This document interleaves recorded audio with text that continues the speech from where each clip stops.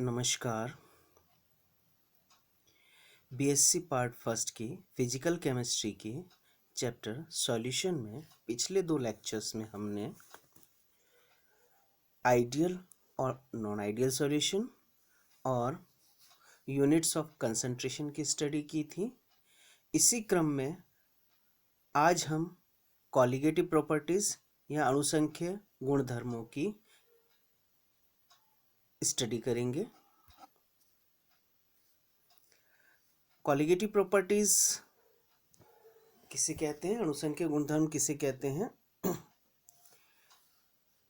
विलयनों के वह भौतिक गुण जिनके मान तनु विलयन के इकाई आयतन में घुले हुए विलय की कणों की संख्या पर निर्भर करते हैं, विलय की प्रकृति पर निर्भर नहीं करते, अणुसंख्य गुणधर्म कहलाते हैं। ओके, कॉलिगेटिव प्रॉपर्टीज हम किसे कहेंगे?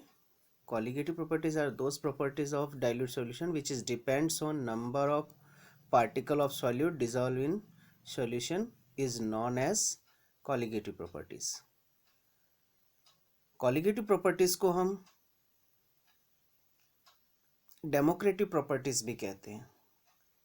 डेमोक्रेटिव प्रॉपर्टीज क्यों कहते हैं? क्योंकि जिस तरह से डेमोक्रेसी में नंबर ऑफ पर्सन काउंट होते हैं, नेचर ऑफ पर्सन काउंट नहीं होता है, इसी तरह से कॉलिगेटिव प्रॉपर्टीज में नंबर ऑफ पार्टिकल काउंट होते हैं, नेचर ऑफ पार्टिकल काउंट नहीं होता है। जैसे हम ये कहें, डेमोक्रेसी में एक व्यक्ति का एक वोट होता है।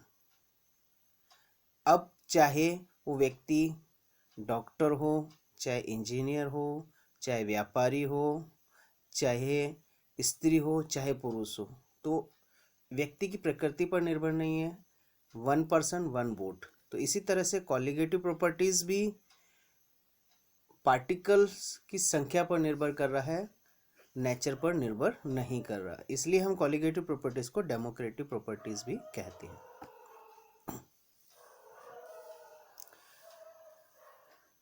कॉलिगेटिव प्रॉपर्टीज विलायक की प्रकृति पर निर्भर जरूर करती है। किस तरह से? अगर विलय किसी विलायक में संगुणित या वियोजित हो जाता है तो कॉलिगेटिव प्रॉपर्टीज का मान परिवर्तित हो जाता है। कॉलिगेटिव प्रॉपर्टीज कौन कौन सी हैं? सबसे पहले ले हम ऑस्मोटिक प्रेशर ऑफ सॉल्यूशन, विलयन का परासरण दाब। दूसरी, वाष्प दाब का आपेक्षिक अवनमन, relative lowering of vapour pressure. तीसरी, एलिवेशन इन बॉइलिंग पॉइंट, क्वथनांक उन्नयन। और चौथी, हिमांक अवनमन, डिप्रेशन इन फ्रीजिंग पॉइंट। अब परासरण दाब ऑस्मोटिक प्रेशर है, एलिवेशन इन बॉइलिंग पॉइंट है, डिप्रेशन इन फ्रीजिंग पॉइंट है, ये ऐसे गुण हैं जो विलय के पदार्थ के कणों की संख्या पर निर्भर करते हैं, उनकी प्रकृति पर निर्भर नहीं कर रहे हैं। अब अगर हम ग्लूकोज या शर्करा, ग्लूकोज, यूरिया, इन पदार्थों को लें और इनको अगर हम जल में घोलें तो ये ना तो वियोजित होते हैं और ना ही संगुणित होते हैं। अब इनमें वियोजन और संगुणन नहीं होने के कारण जब इनको हम जल में घोलते हैं, यानी 1 लीटर में अगर इनका एक निश्चित अमाउंट घोलते हैं तो इनमें कणों की संख्या समान होगी। कणों की संख्या समान होने के कारण इनकी कॉलिगेटिव प्रॉपर्टीज भी समान होगी, चाहे इनकी नेचर भिन्न भिन्न हो। यानी ग्लूकोज, यूरिया, शुगर, इनकी नेचर अलग अलग है, रासायनिक प्रकृति अलग अलग है, लेकिन जब इनको जल में घोलते हैं तो इनकी कणों की संख्या समान होने के कारण इनकी कॉलिगेटिव प्रॉपर्टीज यानी अणुसंख्य गुणधर्म समान होते हैं। इसके विपरीत अगर हम कुछ ऐसे यौगिक लें, विद्युत अपघट्य यौगिक, जिनको विलय करने पर वो डिसोसिएट हो जाते हैं, वियोजित हो जाते हैं, तो उनकी कॉलिगेटिव प्रॉपर्टीज का मान परिवर्तित हो जाता है। जैसे हम एग्जांपल लें, NaCl, बेरियम नाइट्रेट, ये विद्युत अपघट्य हैं जो आयनित होते हैं या वियोजित हो जाते हैं, जल में घुलने पर आयनित हो जाते हैं, वियोजित हो जाते हैं। अब आयनित या वियोजित होने के कारण इनकी कणों की संख्या परिवर्तित हो जाती है, यानी बढ़ जाती है। आयनों की संख्या बढ़ने के कारण यानी कणों की संख्या बढ़ने के कारण इनके कॉलिगेटिव प्रॉपर्टीज के मान बदल जाते हैं ना, परिवर्तित हो जाते हैं। जैसे हम सोडियम क्लोराइड को ही लें, सोडियम क्लोराइड और यूरिया को अगर हम कंपेयर करें, यानी यूरिया और NaCl, अगर हम इन दोनों को जल में घोलें, जल में घोलने पर मान लो हम यूरिया के 100 अणु हैं और NaCl के भी 100 अणु हैं, ठीक है। अब इन दोनों को हम अलग अलग जल में घोलते हैं। जल में घोलने पर मान लो ये 90% NaCl को जब हमने जल में घोला और ये 90% वियोजित होता है, ठीक है। 90% वियोजित होने पर क्या होगा, यानी यूरिया के तो कितने पार्टिकल हो गए, 100 पार्टिकल, लेकिन NaCl जो है वो 90% वियोजित हुआ। 90% वियोजित होने के कारण क्या हो गए, Na के कितने मॉलिक्यूल्स मिले, Na के कितने कण बने, 90, यानी सोडियम आयन कितने हैं, 90। इसी तरह से क्लोराइड आयन कितने हैं, 90।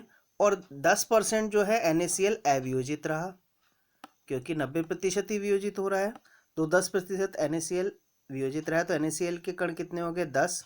तो टोटल हमारे कण कितने हो गए, 190, ठीक है।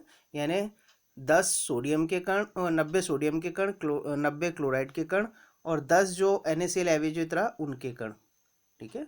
तो टोटल 190 कण हो गए।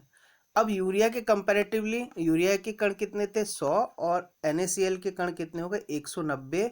तो हम ये कह सकते हैं कि यूरिया की तुलना में इसकी कॉलिगेटिव प्रॉपर्टीज 1.9 गुना अधिक हो गई, ठीक है, बढ़ गई।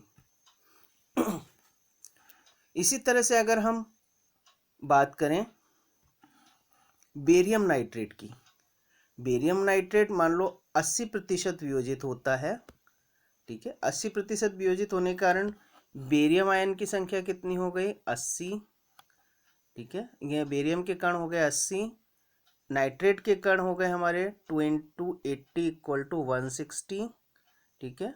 और 20% जो है वो अवियोजित रहा, ठीक है। तो कुल कणों की संख्या हो गई 80 + 160 + 20 = 260, ठीक है। तो 260 हमारी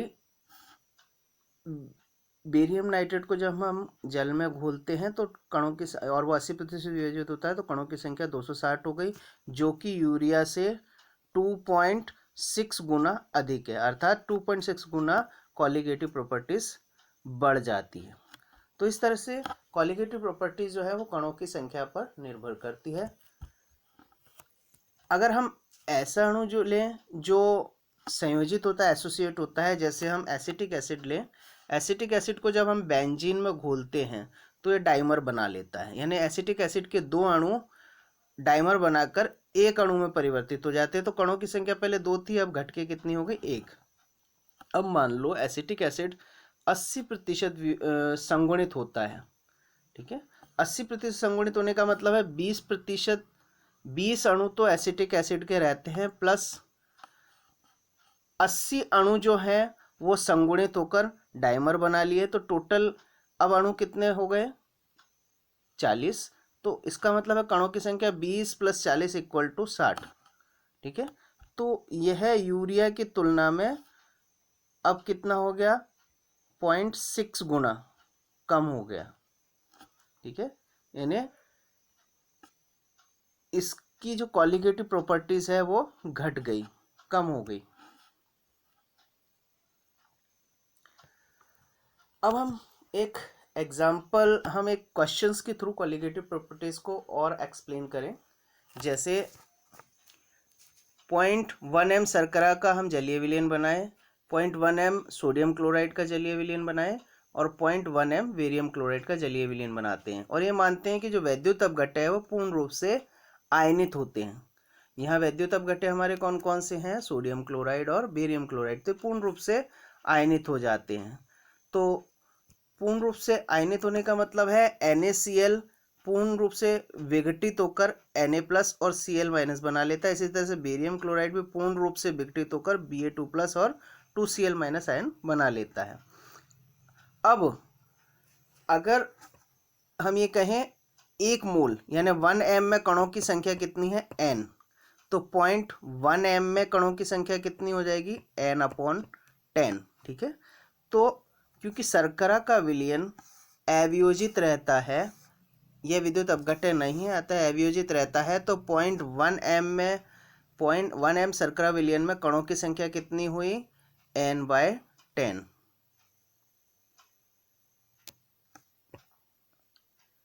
अब हमने देखा कि जो NaCl है और BaCl2 है पूर्ण रूप से आयनित हो जाते हैं। पूर्ण रूप से आयनित होने के कारण NaCl जो बना रहा है आयनित होकर वो क्या बना रहा है, Na+ और Cl-। तो NaCl का वियोजन होने पर कणों की संख्या अब कितनी हो गई, 1 + 1 = 2, क्योंकि NaCl का पूर्ण रूप से अपघटन हो गया तो NaCl के कण तो 0 हो गए और Na+ और Cl- इनके कण एक एक हो गए, तो कुल कणों की संख्या 2 हो गई। अब 1 मोल में कणों की संख्या हमारी कितनी होती है, n, तो 0.1 m में कणों की संख्या कितनी हो गई, n/10। तो NaCl के वियोजन होने के बाद NaCl के कणों की संख्या कितनी हो गई, 2n/10। ठीक है, 2n/10। अब अगर हम बेरियम क्लोराइड की बात करें, बेरियम क्लोराइड पूर्ण रूप से वियोजित हो जाता है और बनाता है Ba2+ और 2Cl-। तो कणों की संख्या कितनी हो गई, 1 + 2 = 3। ठीक है, तो BaCl2 के आयनित होने पर कुल कणों 0.1 m BaCl2 के पूर्णतः आयनित होने पर कणों की संख्या कितनी हो गई, 3n/10। तो अब अगर हम कणों की संख्या को घटते हुए क्रम में व्यवस्थित करें तो BaCl2 में कणों की संख्या सबसे अधिक, NaCl में फिर कम और शुगर में कणों की संख्या सबसे कम होती है। ठीक है, तो अगर हम जानते हैं कि अणुसंख्य गुणधर्म कॉलिगेटिव प्रॉपर्टीज जो है वो किसके प्रोपोर्शनल है, कॉलिगेटिव प्रॉपर्टीज जो है वो प्रोपोर्शनल है नंबर ऑफ पार्टिकल के। ठीक है, तो number of particle of solute के। अब यहाँ पार्टिकल्स की संख्या बेरियम क्लोराइड की सबसे अधिक है, फिर NaCl में है और फिर ग्लूकोज शुगर में है। तो कॉलिगेटिव प्रॉपर्टीज BaCl2 की सबसे अधिक होगी, फिर NaCl की, और फिर सबसे कम होगी ग्लूकोज की। अब हम एक एक जो हमारे क्वेश्चन थे उसको हम देखें। यानी हमसे पूछा गया कि समान ताप पर किसका वाष्पदाब न्यूनतम होगा, एक वायुमंडलीय दाब पर किसका हिमांक फ्रीजिंग पॉइंट हाईएस्ट होगा, एक वायुमंडलीय दाब पर किसका बॉइलिंग पॉइंट न्यूनतम होगा, और परासरण दाब का घटता हुआ क्रम क्या होगा। ये सारी कॉलिगेटिव प्रॉपर्टीज हैं और ये कॉलिगेटिव प्रॉपर्टीज किस पर डिपेंड करती है, नंबर ऑफ पार्टिकल पर। यानी colligative properties proportional to number of particle of solute, यानी अणुसंख्य गुणधर्म किसके समानुपाती है, विलय के कणों की संख्या के। अब यहाँ सबसे अधिक विलय के कणों की संख्या किसकी है, बेरियम क्लोराइड की, और सबसे कम है शुगर की। ठीक है ना, तो अब पहला है कि जो वाष्पदाब है वो कॉलिगेटिव अणुसंख्य गुणधर्म प्रोपोर्शनल टू क्या होगा, number of particle of solute, या हम ये कह सकते हैं वाष्पदाब अवनमन किसके प्रोपोर्शनल है, विलय के कणों की संख्या। यानी विलय के कणों की संख्या अधिक होगी तो वाष्पदाब अवनमन अधिक होगा। तो BaCl2 का वाष्पदाब अवनमन सबसे अधिक होगा और शुगर का सबसे कम होगा। या हम ये कह सकते हैं कि वाष्पदाब किसका सबसे न्यूनतम होगा, BaCl2 का, और सबसे अधिक वाष्पदाब किसका होगा, शुगर का होगा। तो पहला हमारा क्वेश्चन का आंसर है कि सबसे कम वाष्पदाब, सबसे मिनिमम वेपर प्रेशर किसका होगा, यहाँ BaCl2 का होगा। अब हमारा दूसरा क्वेश्चन था कि हिमांक फ्रीजिंग पॉइंट किसका हाईएस्ट होगा, यानी हिमांक किसका उच्चतम होगा। हम जानते हैं हिमांक अवनमन, ठीक है, हिमांक अवनमन proportional to number of particle of solute, यानी हिमांक अवनमन किसके समानुपाती है? विलय के कणों की संख्या के। अब विलय के कण अधिक होंगे तो हिमांक अवनमन भी अधिक होगा। तो हम ये कह सकते हैं कि BaCl2 का हिमांक सबसे कम होगा और शुगर का हिमांक सबसे अधिक होगा। ठीक है, नेक्स्ट लें, क्वथनांक किसका न्यूनतम होगा, यानी किसका क्वथनांक सबसे कम होगा? क्वथनांक उन्नयन कॉलिगेटिव प्रॉपर्टीज है, यानी colligative proportional to number of particle of solute. या हम ये कह सकते हैं क्वथनांक उन्नयन एलिवेशन इन बॉइलिंग पॉइंट किसके प्रोपोर्शनल है? Number of particle of solute, यानी विलय के कणों की संख्या के। विलय के कणों की संख्या बढ़ेगी तो क्वथनांक उन्नयन अधिक होगा। अब विलय के कणों की संख्या किसकी अधिक है? बेरियम क्लोराइड की। तो क्वथनांक उन्नयन किसका अधिक होगा? बेरियम क्लोराइड का। शुगर में कणों की संख्या कम है, अतः इसका क्वथनांक सबसे कम होगा। तो हम ये कह सकते हैं सबसे कम क्वथनांक किसका होगा? शुगर का। और सबसे अधिक क्वथनांक किसका होगा? बेरियम क्लोराइड का।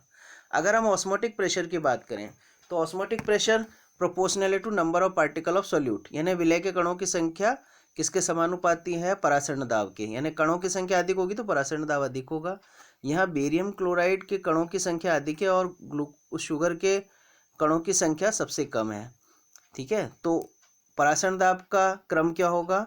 BaCl2 is greater than NaCl is greater than sugar, यानी BaCl2 का परासरण दाब सबसे अधिक होगा, फिर NaCl का होगा और सबसे कम शुगर का होगा।